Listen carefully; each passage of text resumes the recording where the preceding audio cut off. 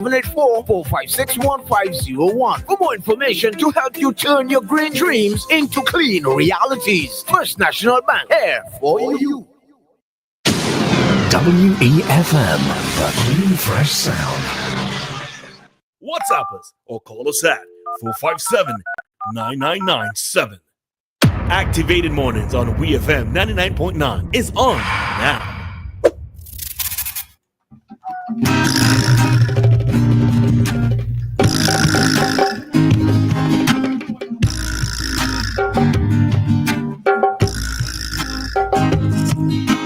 All righty. So as mentioned earlier this morning, we will be conducting an interview with Honorable Camillo Gonsalves. This is our political conversation series where we are interviewing persons on both sides. Well, on all sides, actually. All of these sides that are possible. Those persons who are running are covered up for this next general elections. We're interviewing everybody because as young people, there are things we want to know. Sure. So good morning to you. Good morning. Good morning. I continue to say Honorable No, Camillo, or can I just say Camillo? Please, Camillo? Yes, Camillo. Good morning to you, Camillo. How are you? I'm good. It's great to be here. I'm sorry I'm late, but when you have to drop children off to camp in the morning and all the rest of it, sometimes it takes a little longer than you want to. But I'm happy to be here and I'm grateful for the invitation. And I suppose the thing of it is, I don't know how you all do it. I always say that. Hats off to y'all as politicians, but never me, right? Because never I say know never, that, you know. Never say never. I used to say never too. No, it's a no for me. All right, because I know that you would have been out last night at Saboto's. The great event at Saboto's. And the night before, we were out at the Comrades event, and both of them ended around midnight or 11 o'clock or so. You understand why I say it could never be me? I need my sleep, all right? All right, so I'm Roleza, and this is Dianna. All right. Great to see you guys. All right, so we are going to kick off our conversations. Now, I suppose the first thing that I have to ask you, though, I know of you here in SVG, but I don't know a lot about your background. So just give me a little bit of information with regards to that. Well, I went to prep school. Oh, you went to school here? Yeah, you see, this is one of the myths. This is one of the myths. I went to Petersville, then I went to prep school. And then from prep school, I went to grammar school. And after grammar school, I went off to university. Back in those days, sixth form was in grammar school. Mm-hmm. You didn't have a separate community college. So after sixth form, went off to university in the United States, worked at a newspaper in Philadelphia for a while, then went to law school in Washington, D.C., did law in Washington, worked at a couple law firms in Washington for a few years. And then when you do your law school in the United States, you have to do a sort of a conversion program so that you learn Caribbean law. Mm-hmm. And so I went to do that in Jamaica and worked in Jamaica for a couple of years as a lawyer, and then came back home. I worked at the Attorney General's chambers and then got the opportunity to serve at the United Nations in New York for about 6 years, and then came back home again, worked as a lawyer, worked as a senator, and then got elected to office. That's the short story. Okay. I don't know why I thought you were not here. Yeah, there's this myth that I lived my entire life in some foreign country and then came and parachuted back into St. Vincent and the Grenadines later. It's completely untrue. All right, so first myth busted. All right. You said when Roleza mentioned not getting into politics, you said that you used to say that as well. So now that you are in it, do you wish that you had gotten in sooner, or you think you got in just the right? You got in just the right No, time? I think the timing was right. When I was a little boy, as you could imagine, my father was trying to establish himself politically, and he was campaigning all around the country, and not just campaign. When I say campaigning, I don't mean at election time. Mm. He was going around every day, every single day, and he was trying to explain his vision to people in St. Vincent and the Grenadines. So as a little boy, I didn't get as much daddy time probably as I thought I wanted to get. Mm. And I would say, well, is it this politics thing? I ain't doing it. You spend too much time out at the house. You spend too much time away from the children. People people smile up in your face and then don't vote for you afterwards. All of these things. As a young person, I thought that it was too much to ask of an individual. But I've always been interested in helping people. I've always been interested in the development of a country. I've always been interested in progress and doing what you can to facilitate progress.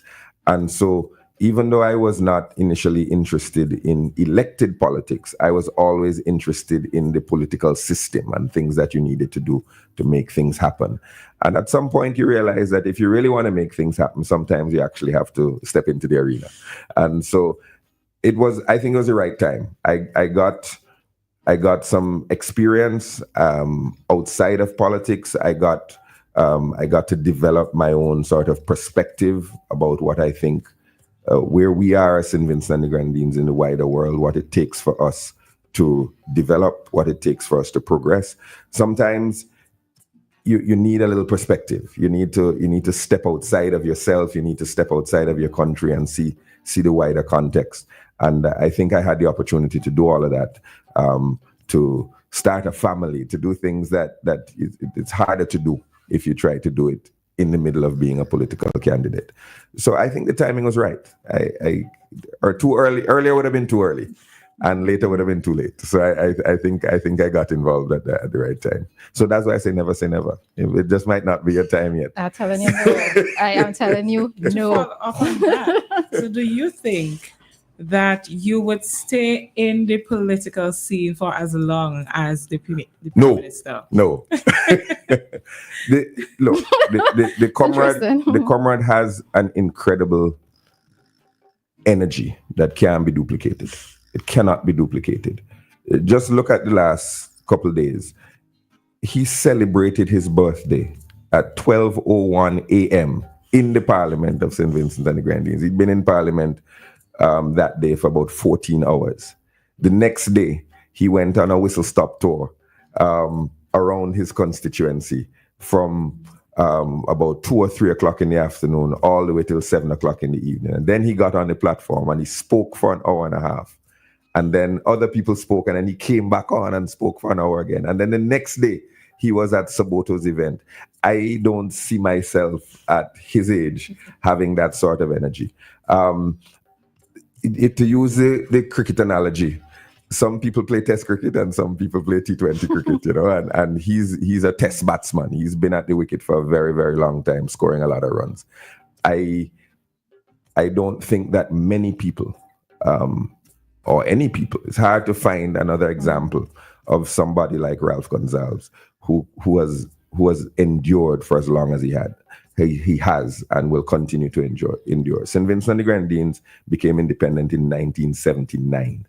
In 1979, he was running in the elections in 1979, and he has run in every election since. That's 10 elections that he's running. No other Vincentian has run in every single general elections since the country has become independent. And I don't think you're going to find somebody else like that out there who will be in an election at age 33 and in an election at age 79 and have energy and vitality and vision and just presence for that long a period of time. Also, the way politics is now, the electorate loses interest in you more quickly than they used to. There was a time when you would expect politicians to be around for 20 years or 30 years. I don't think that's the current climate. People's attention spans are shorter, and people want to move on to the next thing and so on. So I think that he's a unique personality, and I don't think that there's anybody else like him. So I don't try to, I try to be myself. I don't try to replicate what I think is something that cannot be replicated. And Ralph Gonsalves is, in law, they would say sui generis. He's one of a kind. And it works for him, but it certainly wouldn't work for me. I know that you are in it, though. Is it worth it? Absolutely. Okay. A lot of times people try to focus on, negative aspects. Everything has negative aspects. Every job has trials. I'm sure your jobs have things that make you shake your head and say, oh gosh, I don't know why I'm doing this.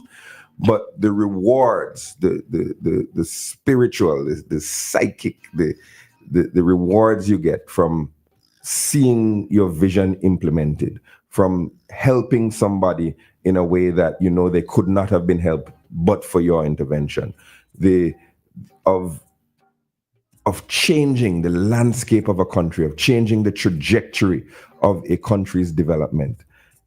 You don't get that feeling from anything else. You know, I just can't imagine something else that will give you the sort of spiritual rewards that I get from having a plan, having a vision, implementing it, going out, making it happen, and then seeing the changes that you're bringing about in people's lives.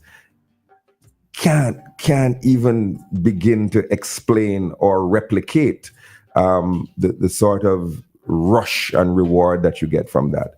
And that people go into politics for different things. There's some people who have massive egos and they want to brag and thump their chest and say, me, look what I did, and so on. And they get from the process that sort of adulation and recognition and so on. I don't think people like that last long in politics. I think the people who last long and the people who truly love the political process are the ones who have a vision, execute the vision, and then get that feeling like, I did it. And that's not a public feeling. That's a feeling that when you're sitting down in your house, you say, look at that, I did that. Or when you drive past something that you made happen, you say, that had something to do with me. And then you see that your country is different because of the intervention that you made on the country's developmental path. And it's a great feeling. It's an absolutely wonderful feeling. And it makes all the other headaches worth it. Yeah. It makes the late nights worth it. It makes all the other stress. It makes the media bad talking you your worth radio it. Commentary. It makes it all worth it. It makes it all worth it. So absolutely. All right. And I've always been curious about something with you, though. So you are a trained lawyer. Yes. Then you became Minister of Finance. How easy was it for you to transition into that? Because I remember, I don't think it was the last sitting, the sitting before, I was listening to the exchange between you and Senator Leacock. Yes. And you're using the terms, and they're like, well, everything that was said just went straight over my head, like floops, right? But how easy was it for you to transition into that economic type of jargon and understanding, etc.? What was that like for you? Well, first of all, if everything went over your head, we didn't do our job because we're supposed to be talking in a way that everybody can grasp it. And econ, so it's like I think I probably just have a block mind towards it, so maybe that's why as well. Well, there are two answers to that. First of all, lawyers, if lawyers are going to be good advocates, they have to learn, they have to become generalists. They have to learn a lot of things. If you go to court and it's a medical malpractice, you will hear lawyers talking in medical jargon because they have to learn at least some of it to advocate for their client. And if it's about a building that fell down, all of a sudden the lawyer sounds like an engineer. And so lawyers have to, as part of their training, educate themselves in a lot of things. But so that's one part of it.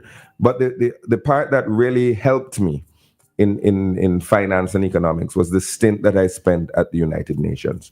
A lot of the challenges faced by small island developing states in the world are because of the global financial system that was set up years ago, since World War II, and the inequalities that big countries built into the system to help them, and by extension, disadvantaged small states.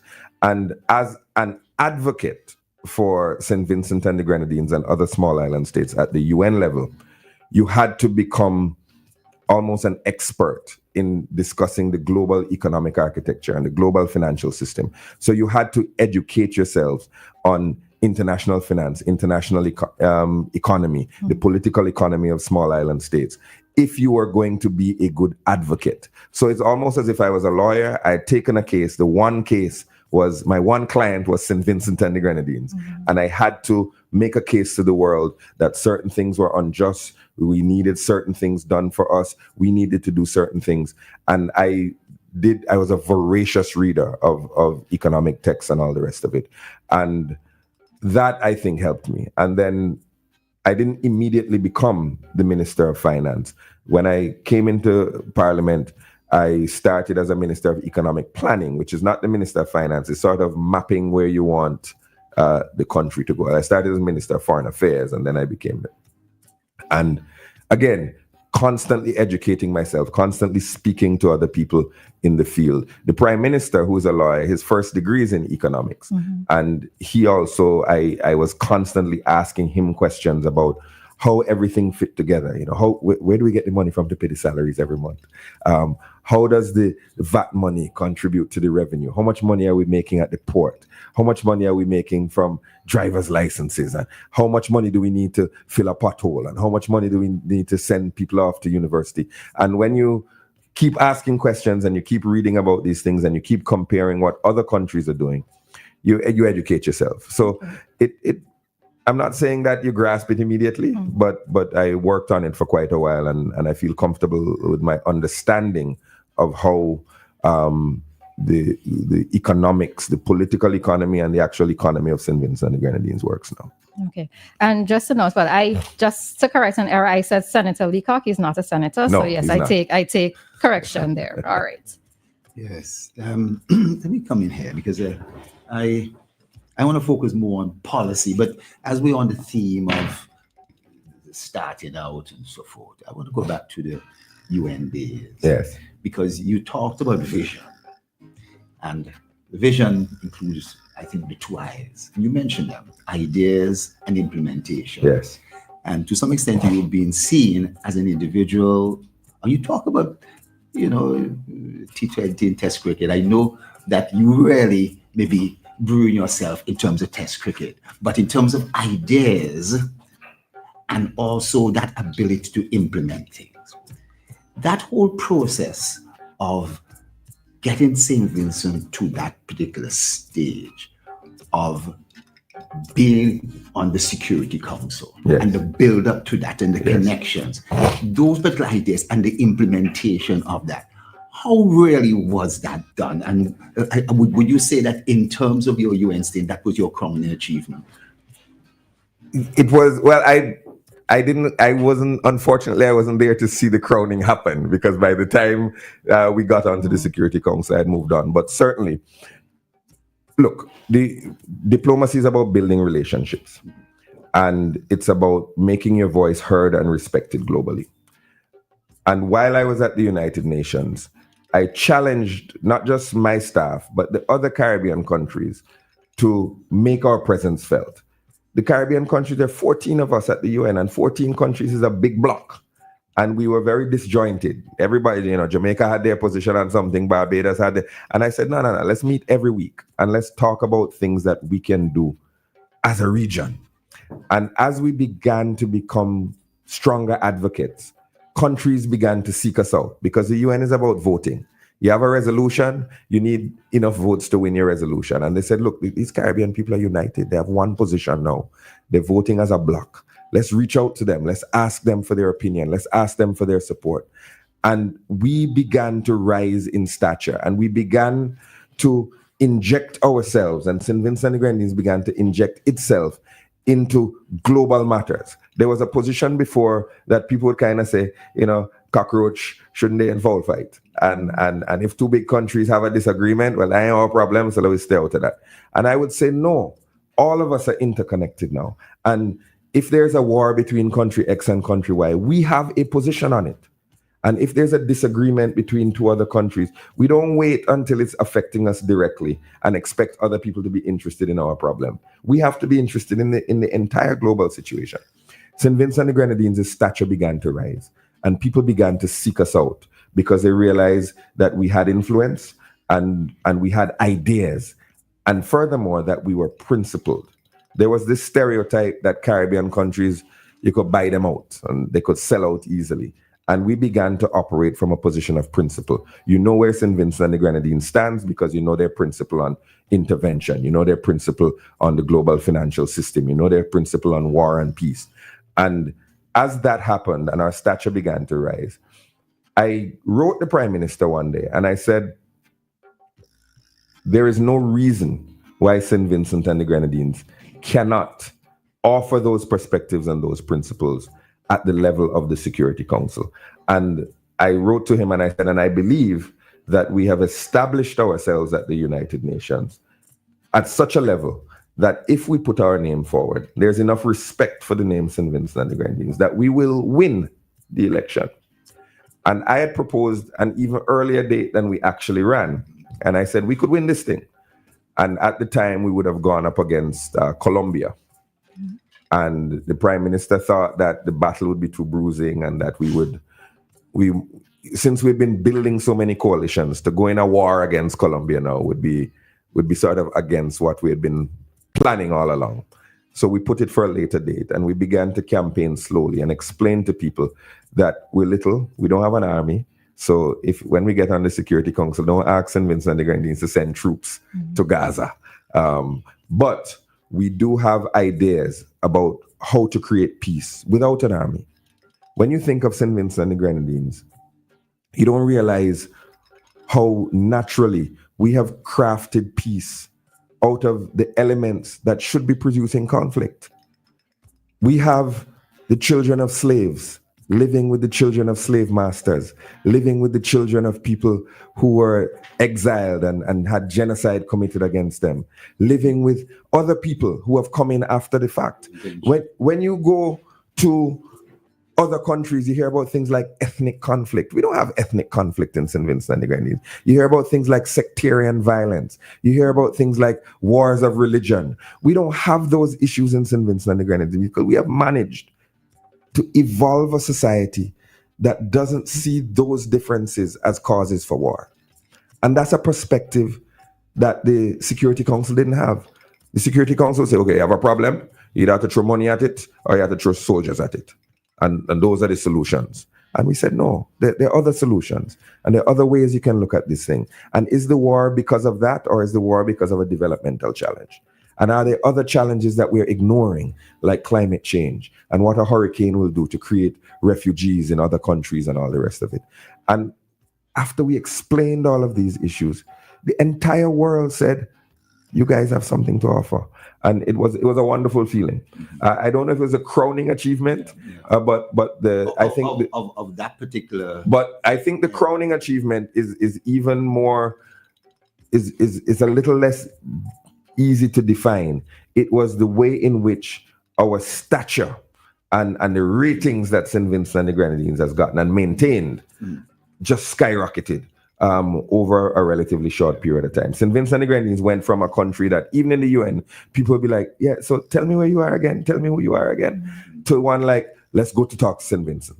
We need St. Vincent's position on this. We need St. Vincent's support on this. And St. Vincent and the Grenadines became a major figure at the United Nations. So we became the smallest country to be on the Security Council. We became the smallest country to be on the Economic and Social Council. We became the smallest country to head the Sixth Committee, which is the one that deals with the budget for the entire United Nations.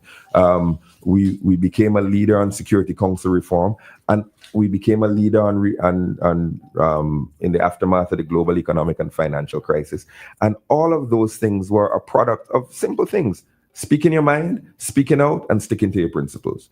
And that became a model that other Caribbean countries have followed and other small countries have followed as well. Let me just follow through on, because this is, again, on policy. And it goes down to finance. You just presented this supplementary budget. Yes. Close to 100 billion. Yes.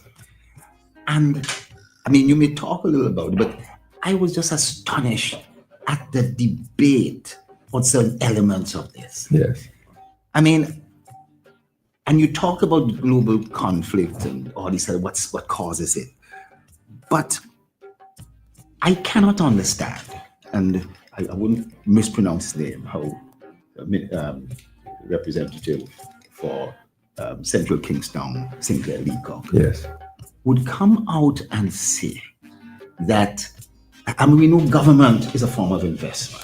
Yeah. We know there's local businesses, entrepreneurship. You know, there is a budding entrepreneurs release. We know there's private sector, and we know there's foreign direct investment. Yes, and all of them are necessary. Yes, you know. So how do you put a cap on foreign direct investment? how do you say not a cent for sandals and beaches to come here? Yes. How do you say you're going to sell out the airport, or the port, or the hospital, Yes, and not see that it's going to have ripple effects? Why is there this thinking that we could do without foreign direct investment? And is CBI is that a form of foreign investment in itself? So I'm curious, how do you see this change in the NDP? And when I listened to Sinclair Leacock in 2005, he was pro-private sector, he was pro-investment. Yes. So what has made that change, you think? And why is it wrong? Look, this comes back to what I was talking about at the UN, that you must have a principle and you must stick to your principle. Mr. Leacock has demonstrated that his principle, the main principle to which he adheres, is to get his party elected. And if other things have to shift around for that to happen, he's willing to shift those things around. The NDP's manifestos over the years, and you're right, Mr. Leacock himself over the years, has been an advocate for investment. He said, look, if you elect us, we'll bring in all the investment in the world. But then, after the airport was built and the investment actually started to come in, they said, well, wait, this is bad for us politically. Sandals is bad for us politically because it looks like a feather in the government's cap. And if they bring in the Marriott, that will look like another feather in the government's cap. If they bring in beaches. So all of a sudden now, the issue is not we want investment to create jobs. The issue is these investments might look good for the government. So then the policy deviates. He now says we have to put a cap on investments because if too many powerful companies come in, that changes the political process. And you might not come to your politician for a favor. You might go to Mr. Sandals or Mr. Marriott or Mr. Rainforest Seafood or somebody else. But what's wrong with that? Who says? What's the rule that says if you have a problem, you must come to a politician? Politician's job is not... Don't politicians sometimes want for that to happen, but you can continue. Well... That politician clearly wants that to happen. Mm-hmm. I believe Vincentians are more intelligent. And if they see opportunities created, they will make the connection between the opportunity that they have taken advantage of and the politician or the party. They don't have to say, I got it directly from Camillo. They can say, well, Camillo helped to create an environment that made this thing possible. So that's one thing. The idea of not wanting investment in the country is a nakedly political position by Mr. Leacock. It's not a position of principle, because the NDP, to its credit, has said over the years, look, we want investment in the country, as have we. It's only now that the investment is coming, they're opposing the investment because it's not coming under an NDP administration. Now, the other issues that you raised about the hospital, for example, privatizing medicine, and issues about when he said that in the parliament that if you ain't got your house yet, wait. We're not going to approve any money for you to get houses and everything. That speaks to a philosophical difference between the Unity Labour Party and the New Democratic Party. And the difference is this. The New Democratic Party historically has believed in what we call a small government. And the ULP has believed in an activist government that tries to involve itself in more things than the NDP would involve itself in. So the NDP believes a government doesn't have a role in housing. If you want a house, go build a house. That is not government problem.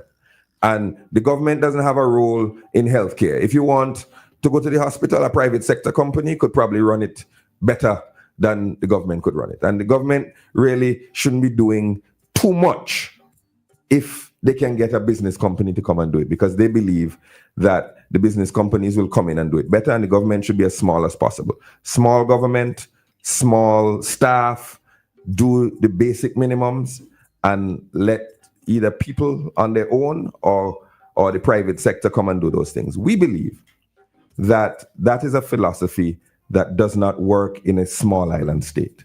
In a small island state, the government has to be a force for good. The private sector is not big enough to do all the things that the NDP is trying to make the private sector do.